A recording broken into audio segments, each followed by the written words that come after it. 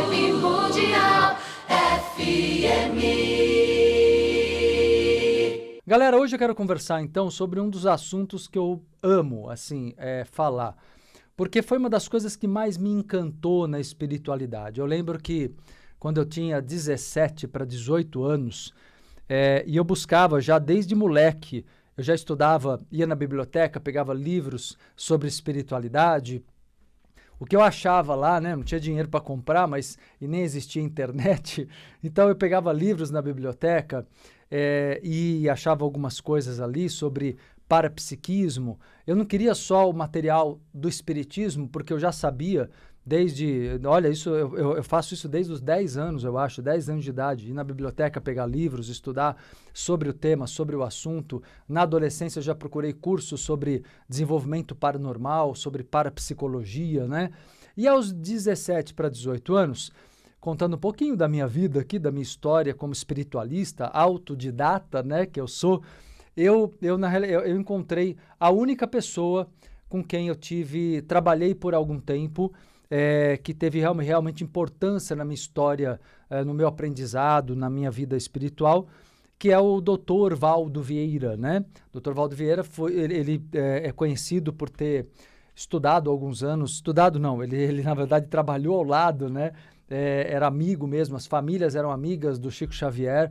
Então o Valdo e o Chico têm alguns livros, né? Acho que é o único autor, acredito, que tem vários livros psicografados em parceria com Chico Xavier. E depois ele se desligou, porque ele preferiu criar uma ciência, né? A projeciologia, depois a conscienciologia. E eu fiquei 3 anos trabalhando na equipe dele como professor. Viajei vários estados do Brasil dando aula. Eu tinha 19 anos, 20 anos quando fiz isso, 20 até 21 anos. E aí me desliguei. De lá para cá, segui o meu trabalho de modo independente para poder agregar coisas que eu acho que eram importantes e faltavam ali. Faltava uma humanidade, faltava uma afetuosidade. Ele é muito bom como cientista, pesquisador, fez um trabalho, uma enciclopédia fantástica, que é a projeciologia e a conscienciologia enquanto livro, né, literatura. Mas eu sentia falta de um trabalho que agregasse mais o aspecto psicológico, filosófico, que são tão importantes para o nosso autoconhecimento e para a nossa iluminação. E ali, a primeira coisa que me chamou muito a atenção é o tema do programa de hoje. Foi alguém que falasse seriamente sobre missão de vida. Alguém que falasse. E daí eu comecei a desenvolver a minha própria visão, a minha própria abordagem sobre o tema, aprofundando tudo isso. Comecei a desenvolver uma abordagem mais ampla, eu acredito, mais equilibrada entre o aspecto racional e emocional, né? Entre a ciência e a espiritualidade vivenciada mesmo através dos sentimentos e através de um trabalho de cooperação, né? Porque por isso que somos aqui uma comunidade, o Entre Vidas é uma comunidade, né? Virtual aqui, claro, hoje em dia não podemos, nesse momento da pandemia, nos encontrarmos presencialmente, mas a troca de amor, carinho, afeto, gratidão que a gente tem todo dia é incrível, né, gente? E por essa razão, aquilo me encantou muito, porque eu falei, gente, esse assunto, todo ser humano deveria ter isso desde criança. Porque todo ser humano vem para cá, reencarna, exatamente para cumprir um propósito encarnatório. Mas quantas pessoas que têm essa clareza no planeta? Pouca gente ainda, né? Pouca gente. Um assunto que eu espero que futuramente eu sou um dos propagadores dessa importância do estudo do Entre Vidas. Você sabe que é muito mais importante estudar o Entre Vidas. Para quem não sabe, Entre Vidas, que é o nome do meu programa agora, Programa Entre Vidas, do meu espaço de cursos, o Espaço Entre Vidas, é o nome do período dado ao plano espiritual, aquele período que nós vivenciamos de uma vida a outra, da morte de uma vida ao nascimento de outra. Onde você fica? No plano astral, e esse período do plano astral é chamado período entre vidas, ou período intermissivo, é uma outra palavra usada que significa período entre missões, né? Intermissivo entre missões, né?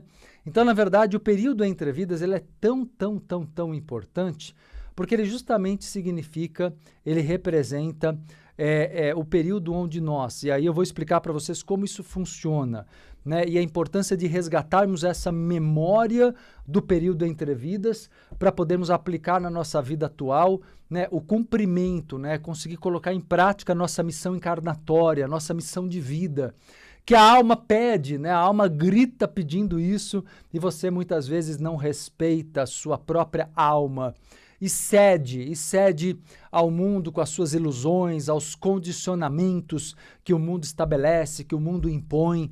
Então, na verdade, o período entre vidas, ele é uma chave fundamental e toda essa memória não está perdida, ela está dentro de você, está na sua mente, no corpo mental, no seu inconsciente. É possível acessar e acessando é possível resgatar essa memória e resgatando essa memória é possível você restabelecer o caminho da tua missão de vida, ok? Então, para começar a entender, primeiro expliquei o que é o período entre vidas, para quem está pegando pela primeira vez o programa Entre Vidas agora, comigo Marcelo Cotrim, aqui na Rádio Vibe Mundial 95,7 FM. Eu quero dizer que o programa tem 1 hora, vamos juntos até às 13 horas, ao vivo, né? Quem quiser interagir comigo, vai para as redes sociais, eu estou também na internet, me acompanha agora pelo meu Instagram, @MarceloCotrimOficial.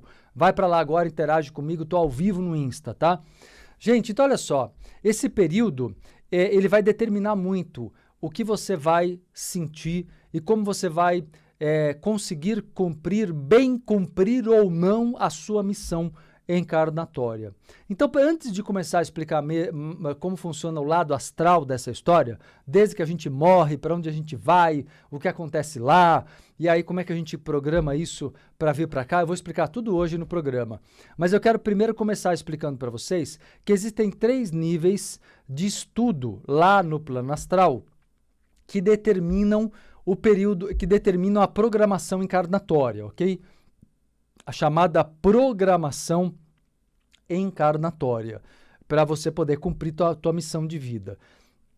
Algumas pessoas, aliás, deixa eu explicar um detalhe, eu tenho que fazer alguns parênteses aqui. Um deles é o seguinte, algumas pessoas falam, mas Marcelo, todo ser humano no planeta tem uma programação encarnatória? Não. No nível que a gente tem, não.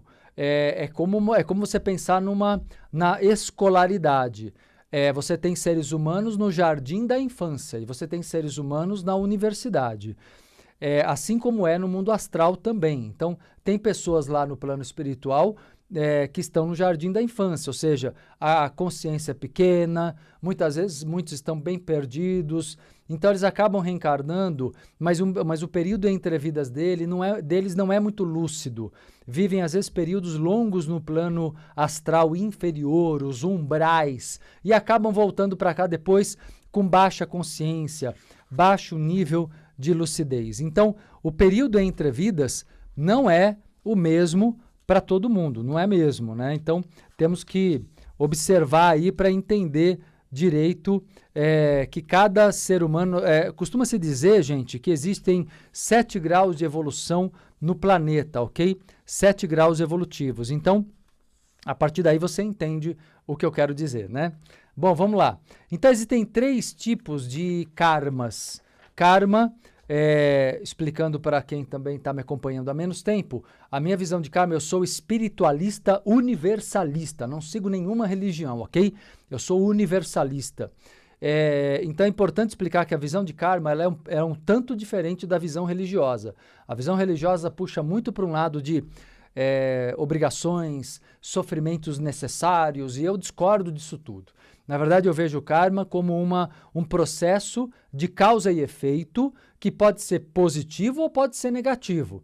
Então, na verdade, o karma, ele é simplesmente a consequência do que você planta na vida, mas não como lei do retorno, como consequência, né? As coisas positivas têm consequências positivas, melhor dizendo, e as coisas negativas têm consequências negativas. Isso é simples, né?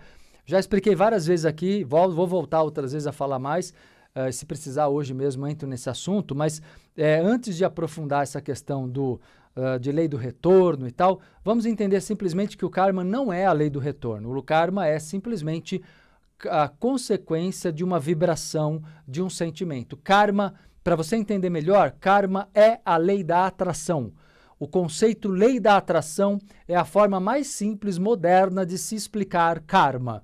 É o jeito mais correto. O que eu vibro, eu atraio. Simples assim. Não há julgamento, não há punição, não há obrigações, não existem obrigações, você tem livre arbítrio e tem que aprender a exercer o seu livre arbítrio, ok?